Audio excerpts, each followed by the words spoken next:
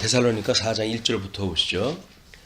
그러므로 형제들아 끝으로 우리가 주 예수 안에서 간구하고 공고하노니 너희가 어떻게 행해야 하고 어떻게 하나님을 기쁘시게 해야 하는가를 우리에게서 받은 바와 같이 더욱더 넘치게 하라.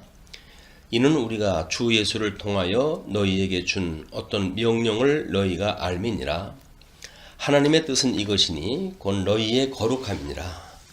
너희는 음행을 삼가고 너희 각자가 거룩함과 존귀함으로 어떻게 자기 자신의 그릇을 소유하는가를 알며 하나님을 모르는 이방인들과 같이 세욕에 빠지지 말고 어떤 문제에 있어서도 정도를 지나쳐 자기 형제를 속이지 말라.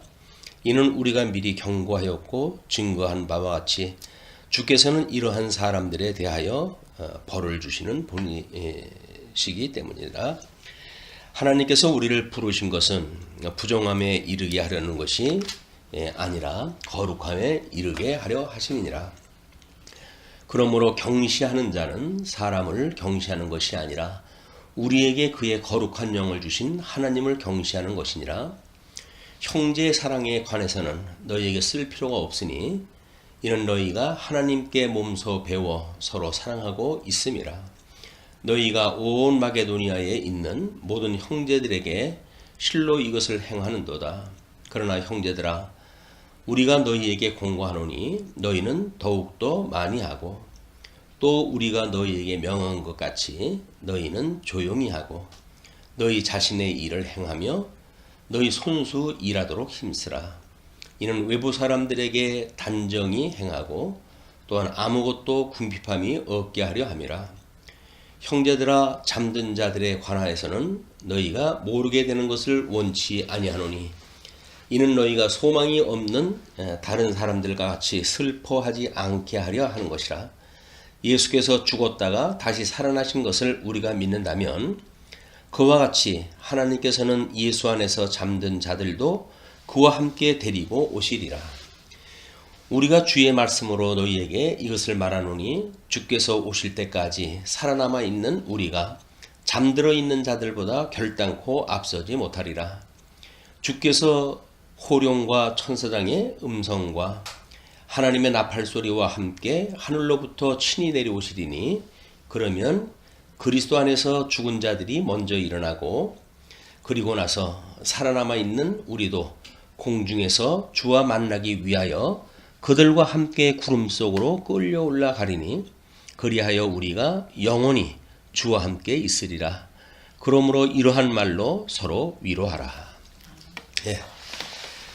오늘 우리 확인할 내용은 5절 재림의 대망에 대한 이야기입니다. 범위가 상당히 짧아요. 그래서 아주 일찍 끝날 것 같습니다. 먼저 그 기독교의 소망은 재림이라고 이렇게 명제적으로 정리가 됐습니다. 그리고 개인의 소망은 부활이다. 이 부활이라고 하는 것은 우리 마지막 부활을 이야기를 하는 거죠. 영원한 생명을. 경성과 신중 이렇게 이야기를 해요. 경성은 참된 기대를 주요 성분으로 포함하는 동시에 신중하여 열광적인 흥분에 가지 말라는 것이 우리 주의 교지이다. 우리가 성도가 이제 우리 주님 오신 날까지 거룩한 삶을 산다는 이야기는 결국은 이와 같이 열광적이고 흥분에 가지 말고 끊임없이 신중하고 깨어 경성하라고 하는 것이 우리 주님의 가르침이다. 그런 그 이야기예요. 흥분하지 말라고 하는 그 이야기는 하루가 천년 같고 천년이 하루 같은 것도 잊지 말라. 급박한 재림이 아니다. 우리가 재림에 대한 이제 이야기 나올 때마다 다미 선교회라든지 뭐 이런 데서 그 시간부 종말론자들이 늘 그 세상을 시끄럽게 합니다. 그리고는 모월 모일 예수님이 오신다. 이래 놓고는 성경적 근거를 다니엘서의 성경 근거를 가지고 그걸 풀어서 설명을 하고 그래요. 근데 예수님조차도 오실 날을 모른다고 이야기를 했는데 이 잘난 사람들이 다니엘서를 성경 해석의 원리하고 맞지 않게 그렇게 번역을 갖다 해가지고는 주님 오실 날을 역으로 계산하고 바로 계산하고 뭐 이렇게 해가지고 그걸 산출하고 그렇습니다. 근데 주님의 날은 다니엘서의 그 해석의 원리는 워낙 잘못되어진 것이 뭐냐면 거기에 이제 다니엘서의 그 해석을 갖다 했을 때 여기서 소위 일일을 천일로 보는 이런 그 해석의 방법이에요.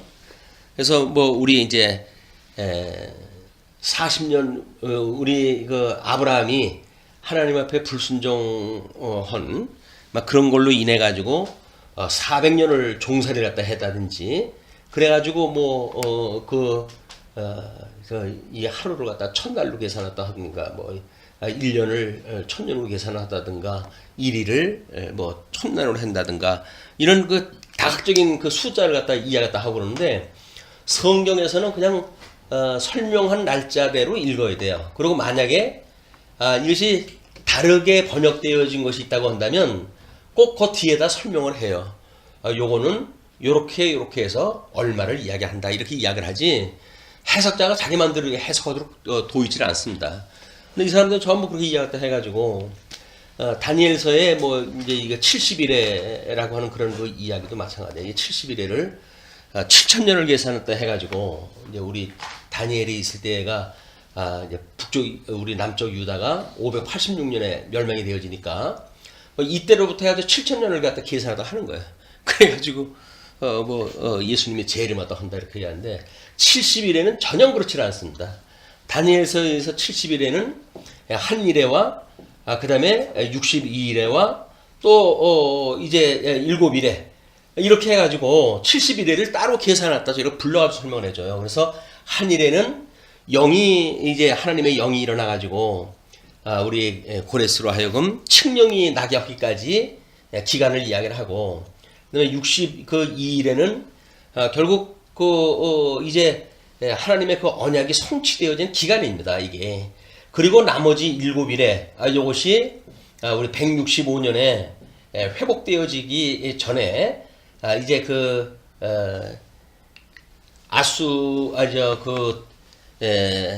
아시리아의 그 지역에 수리아 지역에 거기에 안티오코스 4세가 등장했다 해가지고 유다를 압제하는 그런 그 시간이 아주 급격한 시간 그걸 한일회라고 이렇게 이야기를 하는데 한일회를 이 사람들은 3년 반으로 해석했다 하는 거예요. 우리 지난 시간에 확인했다 했죠? 3년 반이라고 하는 거는 요한계시록에 등장도 안 하는 숫자예요. 이거를 끌어다가 요한계시록이 3년 반, 이래서 7년 대환란이 온다. 이렇게 어거지 이제 해석을 하게 되어지는 겁니다. 그런데 다니엘서는 오실 메시아에 대한 언약이기 때문에 메시아 오시기 전에 역사적으로 이게 다 성취가 돼야 돼요.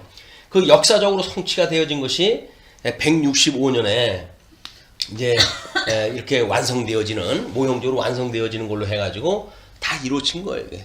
이거를 또 뭐 이제 우리 개혁교에서는 보통 마지막 그 짐승을 로마 제국으로 이 오해를 갖다 해가지고 예수님 오시고 뭐 얼마까지 이걸 또 해석하다 하고 그러는데 이게 빌미가 되어지는 거예요. 이런 빌미를 통해 가지고 결국은 요한계시록까지 끌고 간다 이거를 다니엘서를 이런 거 전혀 아니다. 이미 다니엘서의 모든 예언은 165년에 이제 모형적으로 이루어짐으로 해가지고 다니엘서 역사적으로 다 성취가 돼요. 그건 당장 오실 예수님에 대한 이야기고 그래서 구약성경을 신약성경 뒤까지 이렇게 끌어오면 안 됩니다. 성경은 나에 대해서 증거한 것이다 라고 했던 예수님의 말씀처럼 모든 구약성경은 오늘 메시아에 대한 언약이고 그의 기록이기 때문에 오실 메시아를 뛰어넘어가지고 역사 설명을 하면 안 돼요. 이런 게.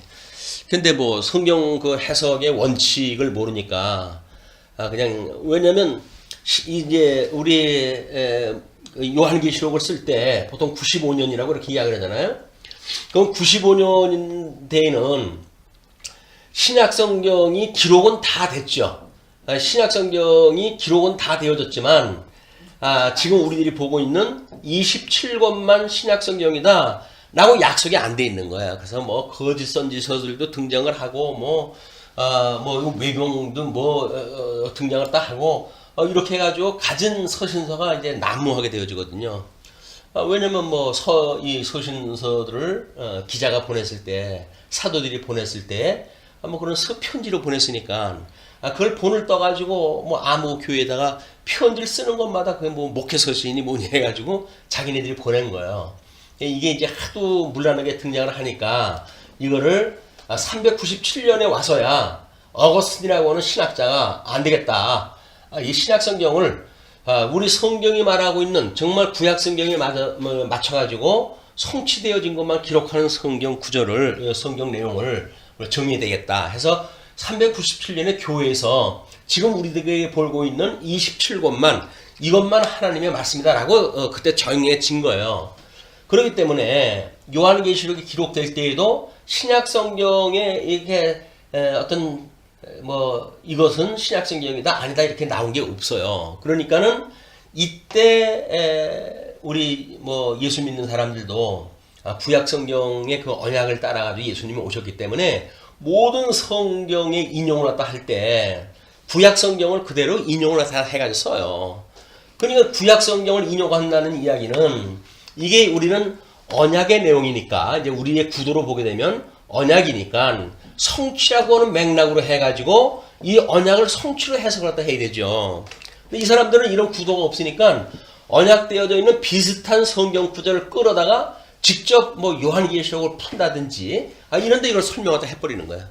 그러니까는 요한계시록에 나오는 것들이 다니엘서에서 이 모습하고 비슷하게 되어져 있다. 구조적으로는 요한계시록에 이제 그 일곱 인을 떼는 것이 나오는데 이 일곱 인을 떼는 거는 하나님의 권능을 보여주는 거거든요.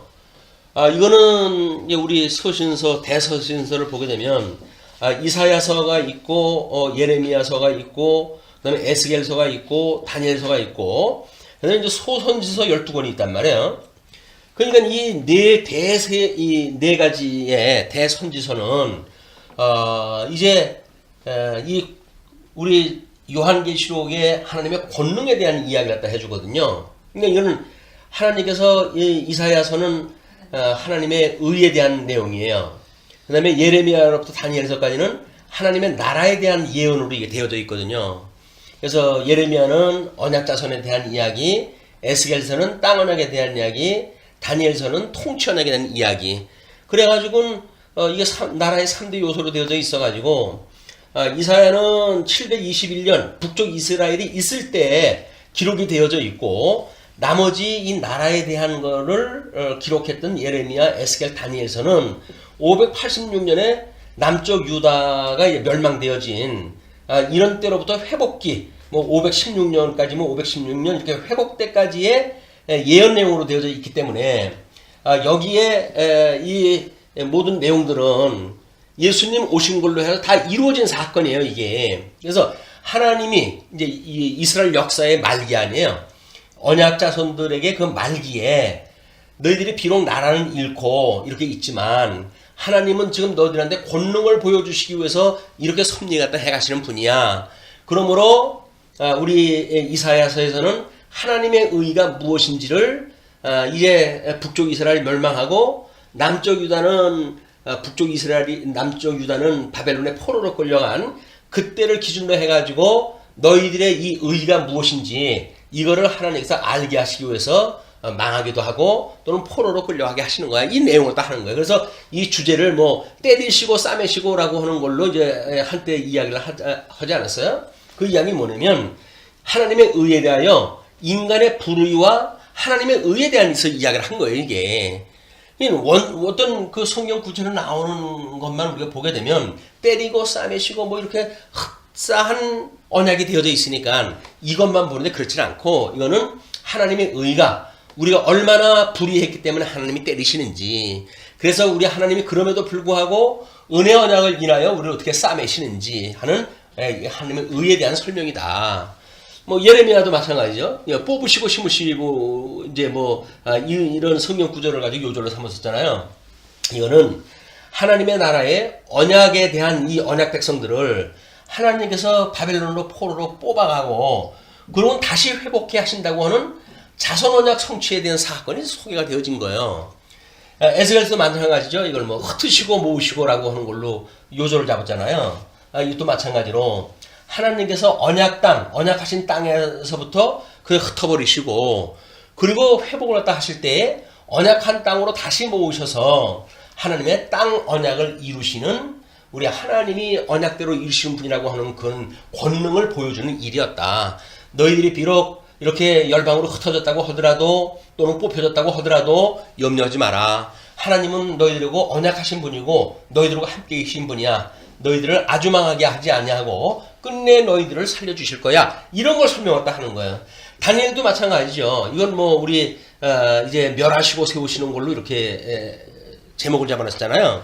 그 이야기가 뭐냐면 이 통치언약이니까 통치언약도 하나님께서 마치 열방 중에 다 망하고 다 망할 것 같은 그런 가운데 있지만 끝내 하나님께서 세우신 메시아를 통해 가지고 널 다시 세워주셔.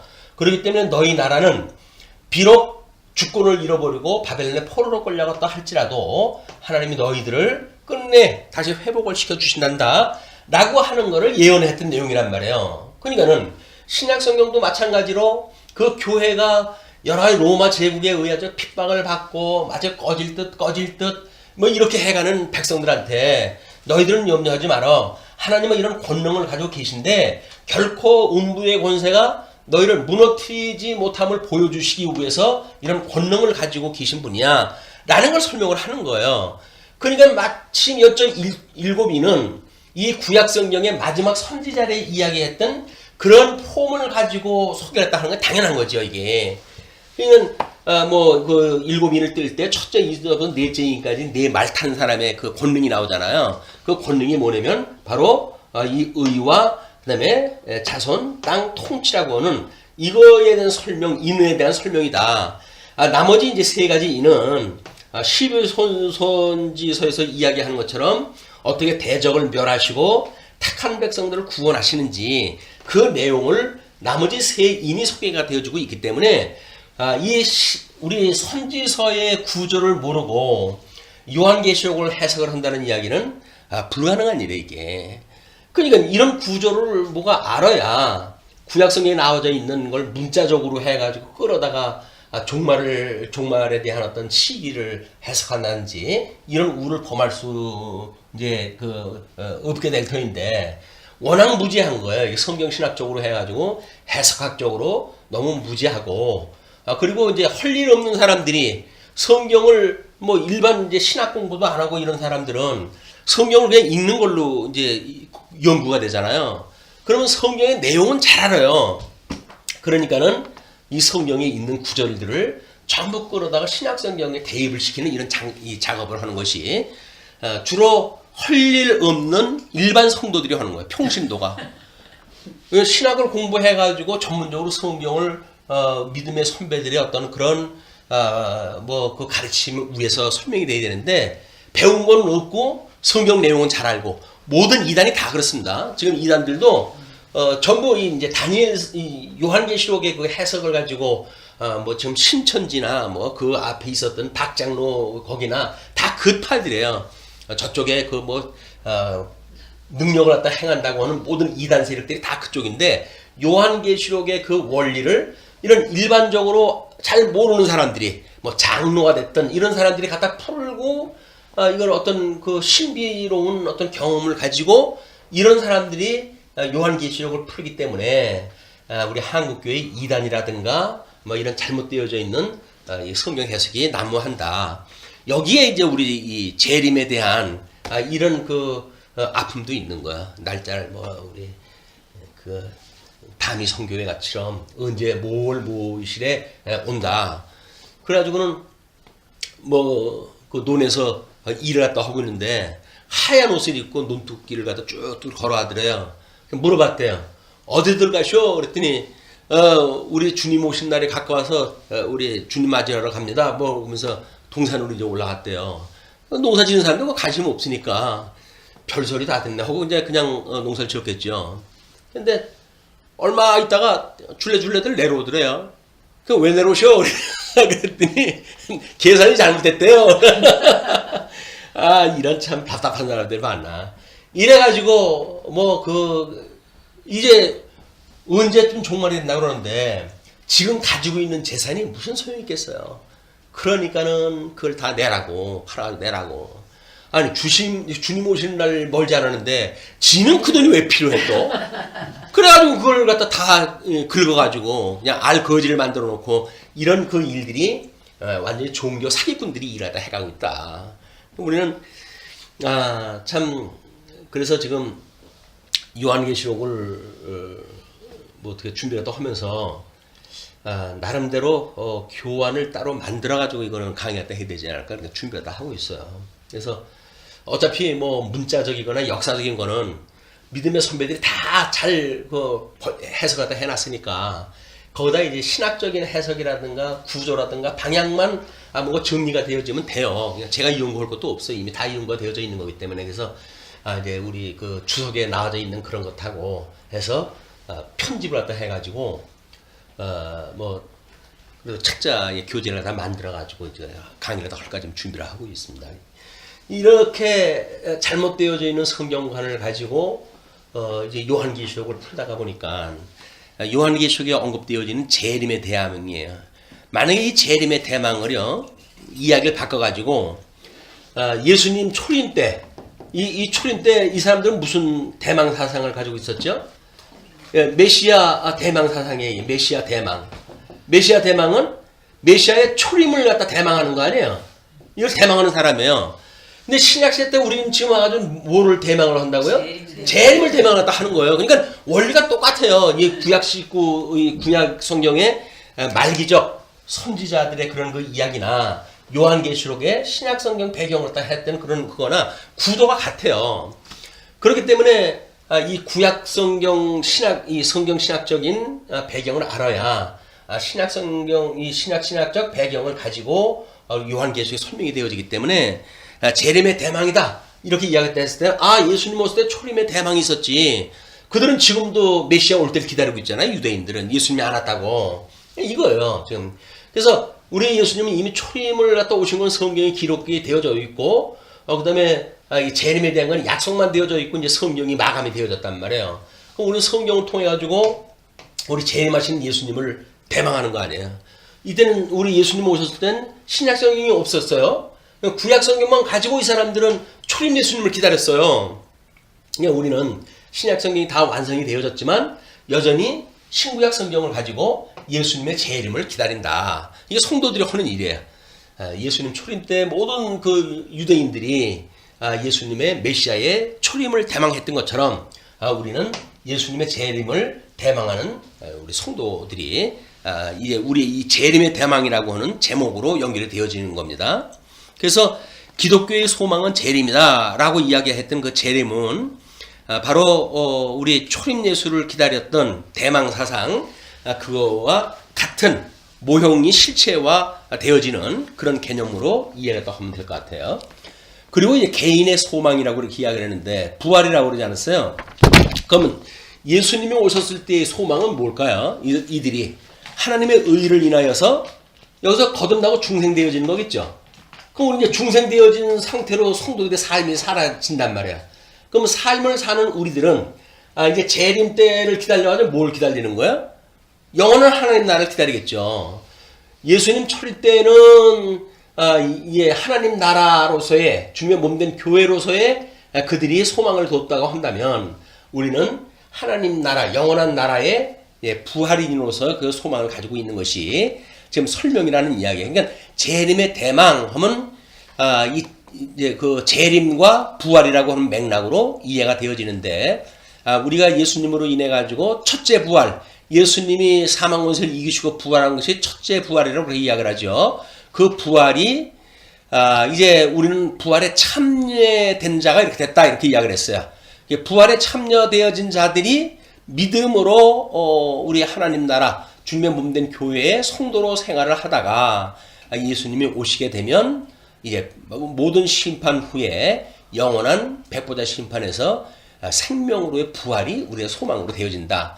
이 내용이 거기에 소개되어지고 있는 모든 내용들 5가지의 그 설명을 다 하는 요지예요. 요지. 그 요지를 먼저 알고 이제 그걸 봤을 때 경성과 신중이라고 이렇게 이야기를 한 건 뭐예요? 재림이 예수님도 오실 날을 모르니까 경고망동할 이유가 없죠. 그리고 천년이 하루가 천년 같고 천년이 하루 같다고 하는 주님의 말씀을 따라서 오늘 하루를 산다고 하더라도 천날을 사는 것 같은 생각을 가지고 경고망동하면 안 된단 말이에요. 이것이 우리 그 기독교의 소망은 재림과 부활이다라고 했던 요지가 설명하고 있는 중심 사상이에요. 그래서 경성은 참된 기대, 참된 기대라고 하는 것은 우리가 주님이 오신다고 한다면 어떻게 깨어 근신하여야 되는가 라고 하는 것들을 그런 주요 성분으로 포함하는 동시에 그 이야기에 우리가 늘 경건한 모습으로 단장한 신부와 같이 그걸 성화의 삶이라고 이야기를 하고 주님의 몸된 교회의 견인에 참여되어지는 성도들의 생활이다. 이렇게 보시면 요게 이제 그 구절을 갖다 연결이 되어지는 거예요. 두 번째는 주의 교훈이라고 그랬죠. 난리와 난리의 소문은 세상 끝에 가까운 시대의 특성이요. 그 끝 자체의 표적은 아니라 하셨다. 그는 종말이 오기 전에 복음이 온 세상에 전파되리라 하였다. 우리 앞서 공부했던 그런 내용들을 총괄적으로 아마 이제 우리가 정리한다는 생각을 가지시고 한번 이제 보시면 좋을 것 같아요. 그래서 난리와 난리 소문이 나겠고라고 하는 그 이야기는 초기적 상황이고, 그 다음에 그 시대, 가까운 시대, 세상 끝에 가까운 시대의 특성이고, 그 끝 자체의 표적은 아니다. 왜냐면 그 끝 자체의 표적은 복음이 끝까지 전파되어진다고 이렇게 이야기했단 말이에요. 그래서 우리가 이제 지금 이방인 시대에 우리가 살고 있으니까 이제 로마서를 공부하다 보게 되면 하나님께서 지금 사도행전을 배경으로 하게 되면 뭐 12장까지는 지금 우리 베드로를 중심으로 해가지고 유대, 사마리아, 유대, 뭐 이제 사마리아까지 복음을 증거하는 걸로 소개가 되어지죠. 그러나 이제 13장 넘어가게 되면 사도 바울을 중심으로 해가지고 이방인 선교사를 잡아요. 이방인 이제 그 사도를 삼아가지고 이방인들의 복음을 증거하게 한단 말이에요. 근데 이 이방인 사도가 되어졌던 바울이 로마 교회 편지를 갖다 할 때에 거기는 이제 그 유대인들하고 그다음에 이제 이방인들하고 함께 거한다고 그러지 않았어요. 근데 이 유대인들이 자꾸 갑질을 갖다 하고 그러니까 바울이 편지를 보내면서 복음하면서는 이게 다 같은 거다, 원리가. 이런 걸 이제 설명을 다 하지요. 그러나 왜 지금 이런 상황이 도래가 되어지고 있느냐면 그 이야기예요. 그게 유대 이것이 이제 하나님의 감람나무인데 이 참감람나무가 하나님의 불순종함으로 해가지고 참감람나무 얼마를 잘라가지고 돌감람나무를 접을 붙였다는 거예요. 그게 이방인 시대가 열렸다 그 이야기예요. 이방인 시대가 지금 열려져 있다.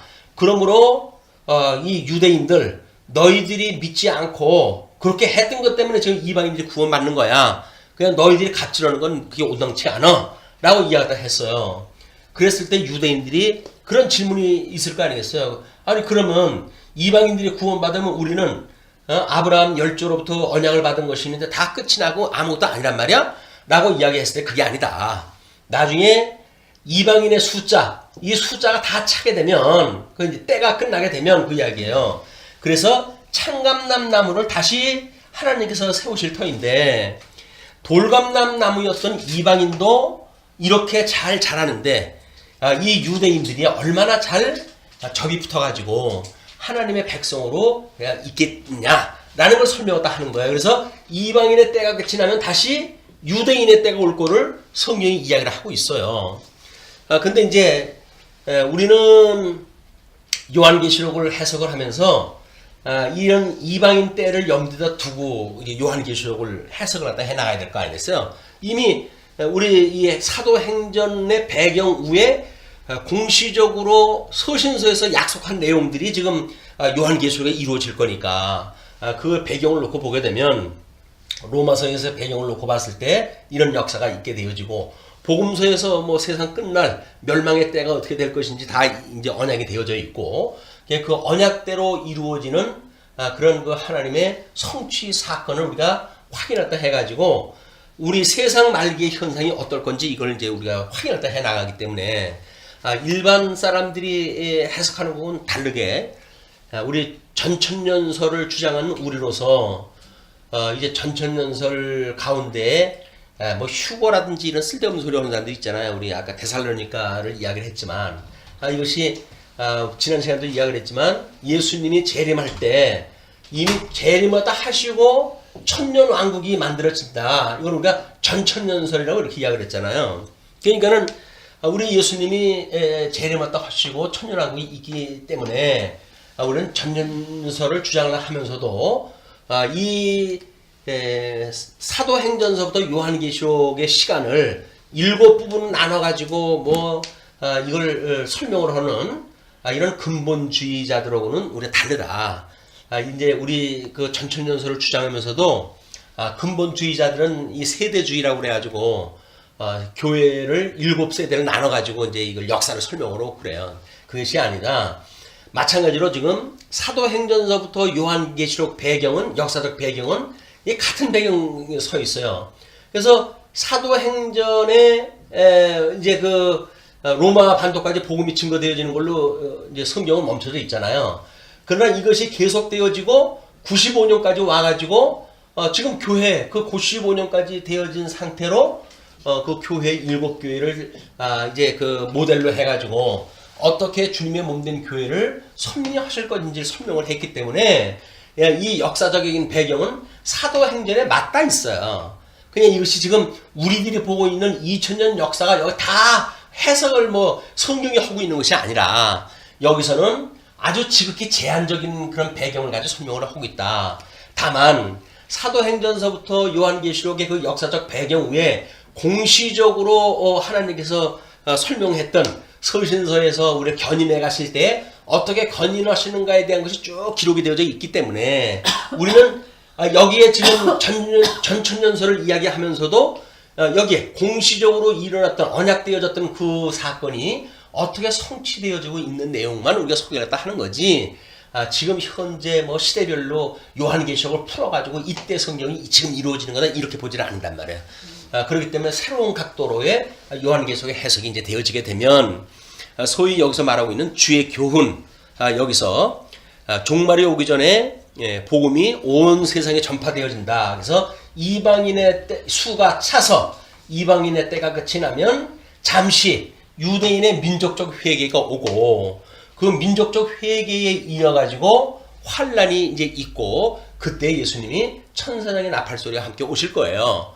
여기서 설명하는 모든 것들이 우리 요한계시록을 설명할 적엔 우리가 다 이제 배치가 되어집니다. 자, 그 다음에 세 번째 보시게 되면 초대 제자들의 형편, 주의 귀환이 있기 전에 예루살렘의 파멸과 그 다음에 먼저 베드로가 늙어 순교자의 죽음을 죽을 것을 알았다. 매년 베드로와 동행하여 동사하는 그의 동료 제자들은 그리스도의 강림을 대망하고 있었다. 이거는 지금 예수님이 복음서에서 이제 곧 몇 날이 안 돼가지고 내가 다시 올 거야.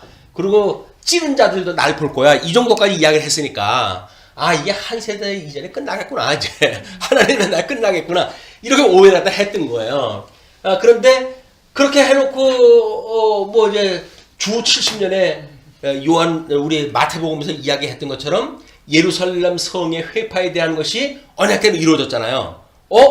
요한계시록이 그것이 이루어졌으면 이제 뭐 지진과 기근과 이런 것들이 오고 우리 예수님이 오실 날이 멀지 않았구나 이렇게 보는 거죠. 그런데 우리가 복음서 이야기했을 때 주 70년에 이제 올 재난과 그 다음에 요한계시록에서 이루어질 재난과 나눠가지고 우리 설명이 됐잖아요. 그러니까는 이 복음서에서 이루어질 그런 그 내용들은 주 70년 역사상 다 이루어졌어요. 요 역사상으로 다 이루어진 거를 중심으로 해서 요한계시록을 해석하는 사람들이 과거 해석이라고 하는 걸 끄집어낸 거예요.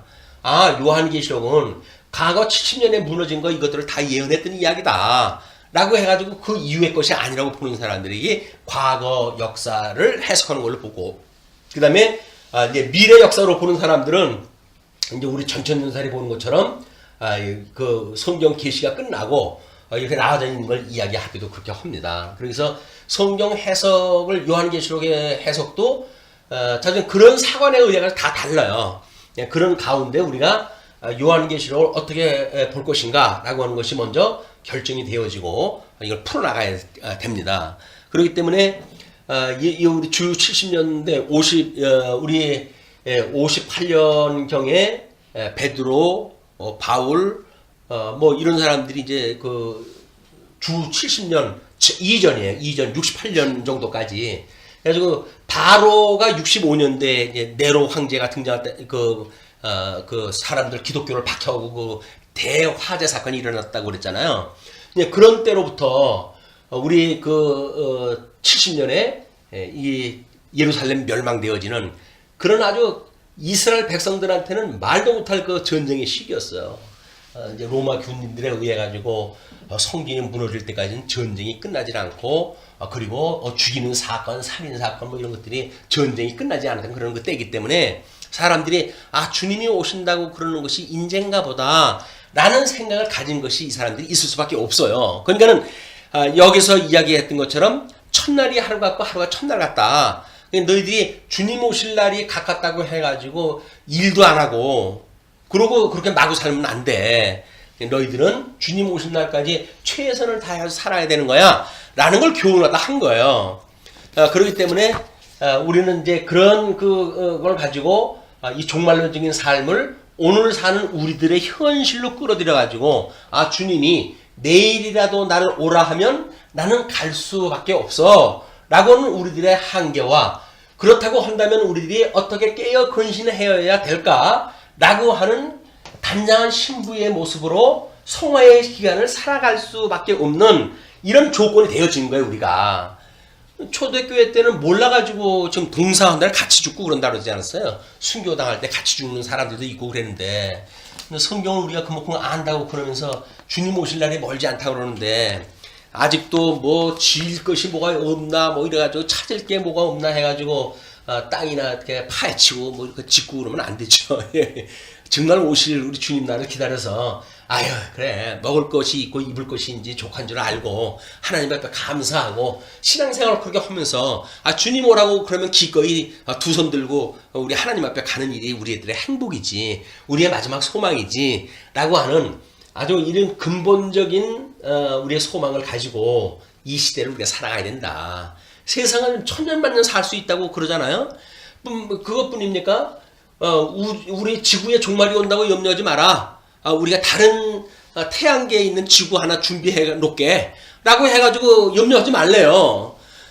그런데 성경에 그런 얘기 없어요. 그렇기 때문에 우리는 종말을 준비를 갖다 해야 되고 오늘 우리는 종말이라고 하는 그런 입장으로 우리의 역사를 해석하고 살아가는 일이 소위 여기서 말하는 주의 교훈을 받아들이는 우리들의 자세다.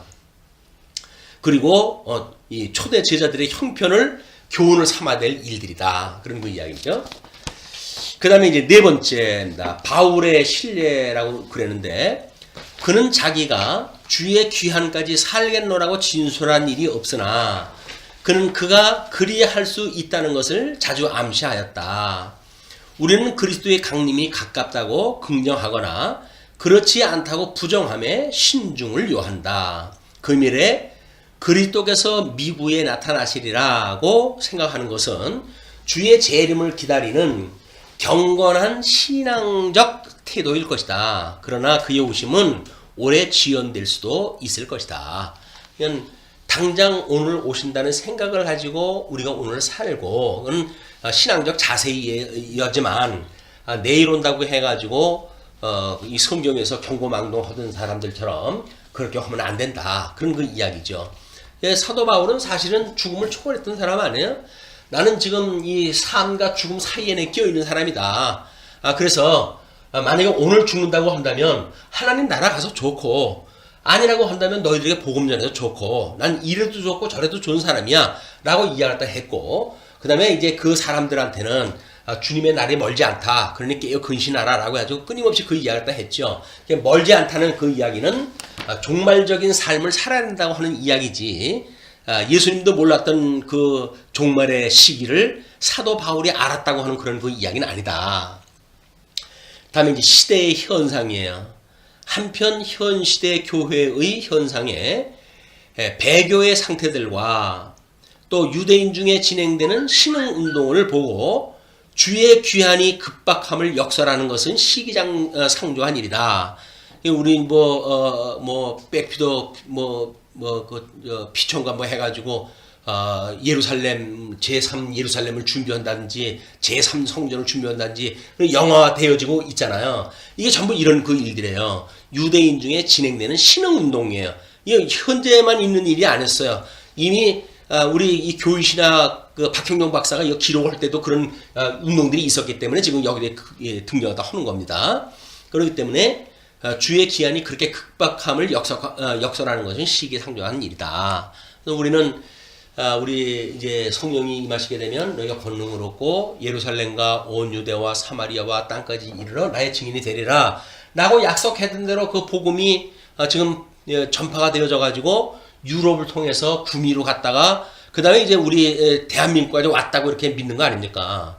그럼 아직도 우리가 복음이 정상 절차를 밟아서 가려고 그런다면 남북 통일이 돼서 우리가 이제 복음이 증거되어지는 그런 그 길들이 열려야 되는데 그런 것들이 아직 아닌 걸로 보아가지고는 우리가 이런 그 종말적인 해석의 수준으로 있어야지 마치 이걸 다 건너뛰어가지고 이스라엘 백성들한테 성전이 완성이 되어지게 되면 마치 예수님이 오시는 것처럼 이렇게 호도하는 것은 잘못되어진 일이다. 그다음에 최종적으로 심판의 묘사는 대망자들이 공공한 사람에 대한 선사와 선행으로 주를 봉사할 것을 명령한다. 이게 최종적인 심판의 묘사. 주님이 오시게 되면 다 불타가지고 없어진다. 뭐 그런 그 이야기를 아니에요.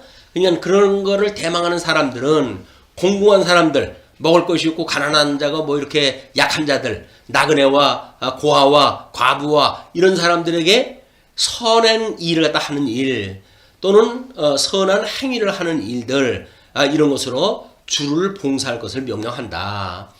이렇게 열렬한 영적 생활, 충실한 봉사, 자선한 행위로 주의 귀환을 대망하는 성도들은 가장 열렬히 또는 성실히 주 예수여 오시옵소서라고 기도할 수가 있다.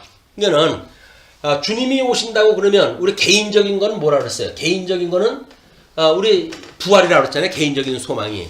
그렇다고 한다면 죽어야 이제 우리가 육체적으로 죽어야 나중에 부활에 갈 거 아닙니까? 그러면 우리가 사는 시간까지가 한계예요. 성도가 산다고 하는 그거는 세상의 종말이 오거나 개인적인 종말이거나 이거는 우리들의 육신의 어떤 장막이 무너질 때 그때 끝이다. 그럼 얼마 남았다고 해가지고 천년만년 살 것처럼 그냥 우리 지금 모 씨처럼 그래가지고 수백억씩을 갖다 해먹고 그게 뭡니까? 장로나 돼가지고 이게 병인 거예요. 이게 천년만년 살 같은 생각이 드니까 그렇지. 당장 내일 주님 오신다고 믿어지면 그짓 하겠어요. 양심 있고 그런 일 못하지. 그냥 뭐 언제든지 회개하고 난 돌이킬 수 있어 라고는 생각을 가지고 수백억씩 해먹은 거예요.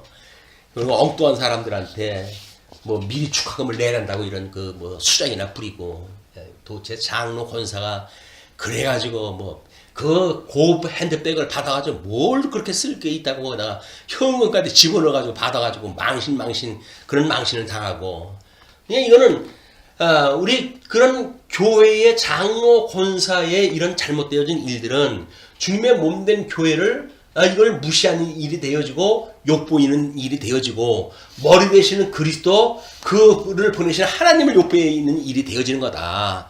이것이 정말 성도라고 한다면 그리스도와 연합되어진 성도라고 한다면 그런 일을 할 수가 없어요. 그것이 그리스도와 연합되어져 있지 않은 그런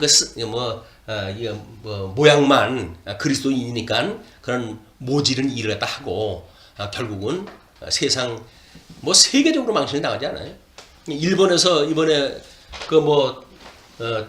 총리 문제 때문에 프랭카드를 들었는데 가까운 나라에서는 대통령 부정부패했다고 감옥에 보낸다 그러더라. 우리도 감옥 보내자 이런데요. 이 참 무슨 이런 남사스러운 일이 있는지.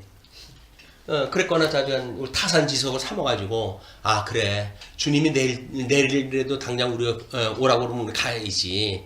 그렇기 때문에 오늘 그냥 쓸데없는 것, 사사로운 것, 그런 걸 가지고 이렇게 한 풀고 세상 살지 말고 그런 것들이랑 주님 오실 날 멀지 않은데 뭐 그래 인심이나 쓰자. 아유 그러셨어요, 잘하셨어요. 뭐 그래 빼앗기게 되면 아이고 잘하셨어요, 잘 쓰세요. 이렇게 할 수 있는 넉넉한 마음을 갖는 것이 재림 예수라는 믿는 사람들의 넓은 마음이다. 바보처럼 살 게 있어요, 바보처럼. 영악도 오고 살아봤자 남는 것도 없어요. 괜히 사람들한테 망신만 당하지. 자, 그래서 끝으로 설명을 이렇게 하죠. 기존 신학은 재림을 강조하면서 성도의 봉사로 마무리 짓는다. 그래서 지금 성경 신학은 어떻다는 이야기예요? 그냥 하나님이 허겨하신 대로 대충 살자는 이야기예요? 열매로 찾는 아니 그분들이 그렇게 했다고 한다면 우리도 본받아서 참 주님 오신 날까지 최선을 다해서 이런 땅의 것을 위해서 사는 것이 아니라 하늘나라의 것을 위해서 사는 이런 깨어있는 성도의 삶을 살자. 뭐 이렇게 가지고 설명이 최종적으로 되지 않겠어요? 이거를 무슨 비판이라고 비판했다 했는지 난 그래놓고 지금 잘 먹고 잘 사는지 모르겠어요. 나는 그래가지고 이것이 이분들이 가지고 있는 이제 신학적인 해석이고 아픔의 문제.